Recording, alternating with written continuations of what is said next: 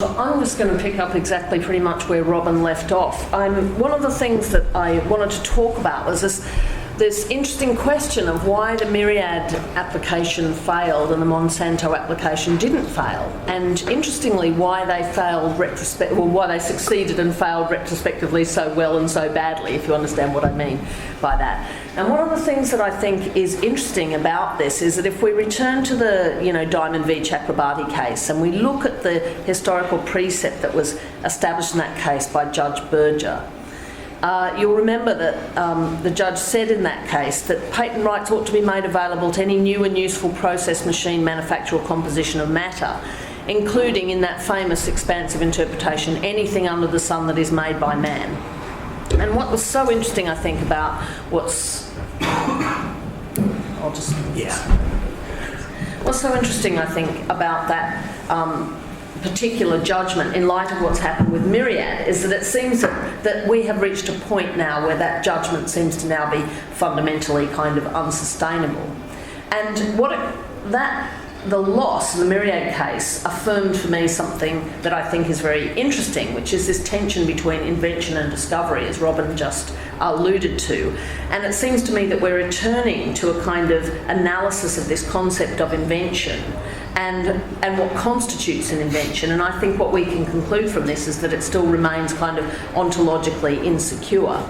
Now, I would argue, in a sort of more anthropological vein, that the concept of the practice of making, I think, proves central to the success or the failure of these kinds of claims. So to me, it's all about they succeeded or failed, if I could be so reductive, in part because of their ability to speak to the idea of making something, whether something was actually made or not, in what we might think of as the craft tradition of patent law. So under patent law, patents are historically given for inventions that are made. They have been reduced to something in practice, if that makes sense. So the question of whether that occurs in these cases is very interesting. And I think if you look at sort of the Bilski case, for instance, their bold prosecution of the case for their patent recognition of their business method for hedging risks in energy trading pushed conceptions of what might be patent eligible subject matter to the very limit and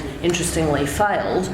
And in my view, the craft and the idea of a craft tradition or specialised manufacture or craftsmanship again underpinned the ultimate rejection of their claim. So the USPTO rejected it. This is a Bilski claim, and I'll just read you this bit, on the grounds that the invention is not implemented on a specific apparatus and merely manipulates an abstract idea and solves a purely mathematical problem without any limitation to practical application. Therefore, the invention is not directed to the technological arts. In other words, nothing in their view was here made. The method remained an idea and abstraction. It was neither, in the machine transformation test, tied to a particular machine or apparatus, nor did it transform a particular article into a different state or thing.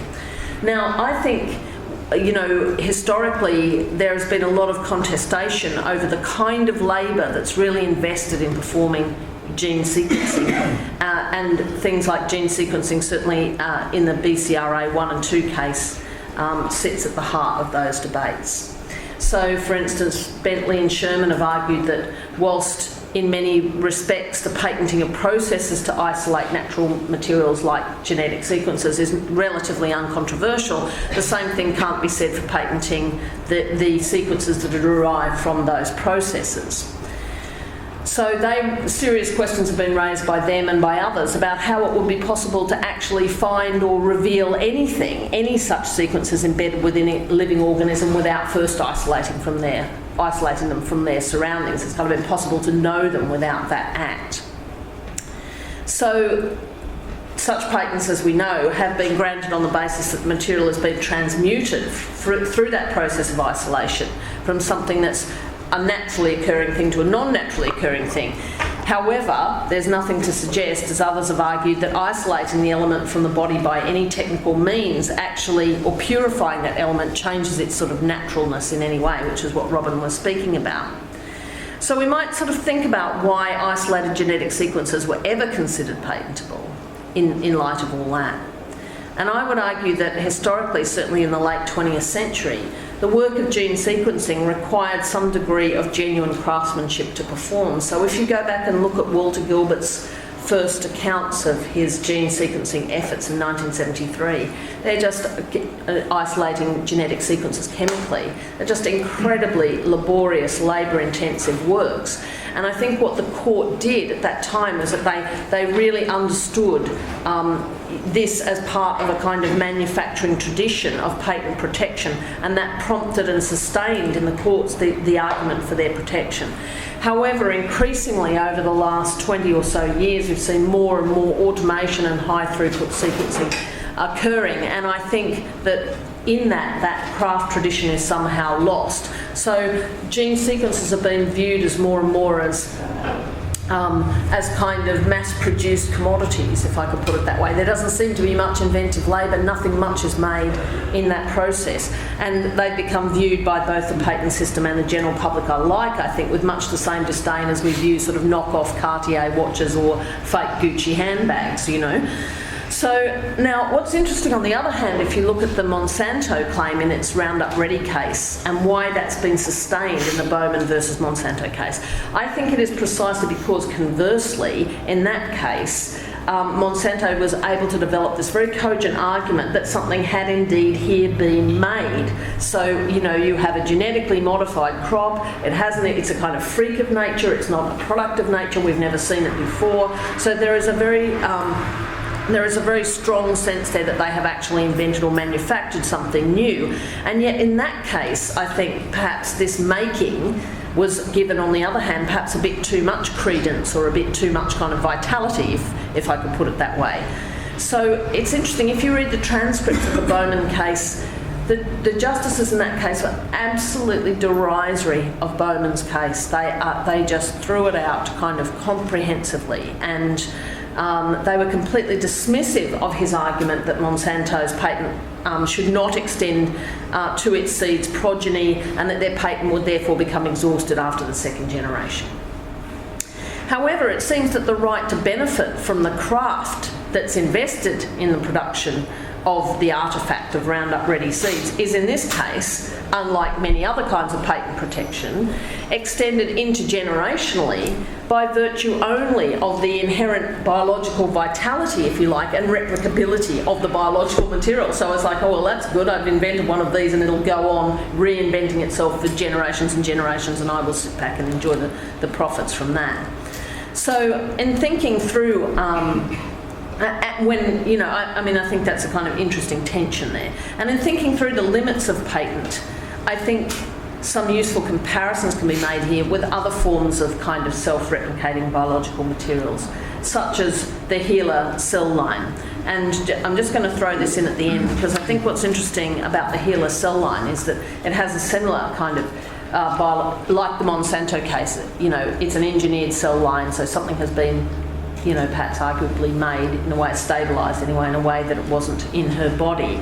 And certainly it has a lot of, it's certainly highly replicable, as we know.